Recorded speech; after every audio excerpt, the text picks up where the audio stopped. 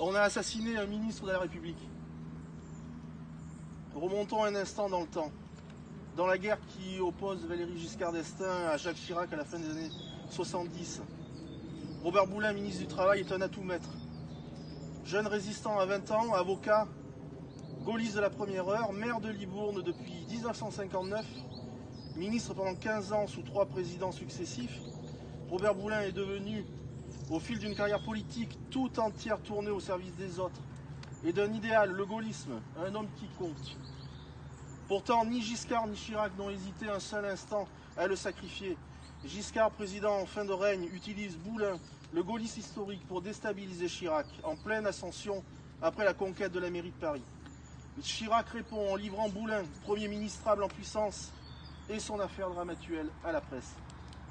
Cerné et attaqué de toutes parts, Robert Boulin, dont l'intégrité ne s'est pourtant jamais démentie, se défend avec opiniâtreté et finit par menacer à mots couverts de révéler des secrets compromettants glanés au fil de son parcours dans les arcanes du pouvoir.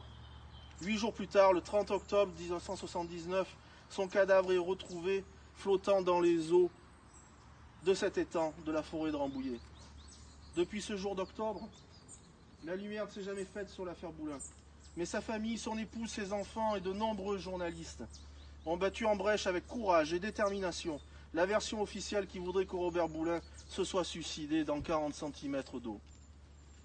40 ans ont passé et l'opinion publique est aujourd'hui unanimement convaincue que Robert Boulin a été assassiné. 40 ans ont passé et la justice se donne enfin les moyens de faire éclater la vérité. Oui, la mort de Robert Boulin, c'est le sang versé d'un juste sur le sol de la République. Et pourquoi donc? Il n'y a pas de lendemain pour ceux qui sacrifient l'humain. Puisse l'idéal qui le motivait toujours nous inspirer dans nos actions, puisse son exemple nous guider dans nos décisions. Rendons hommage à un grand homme.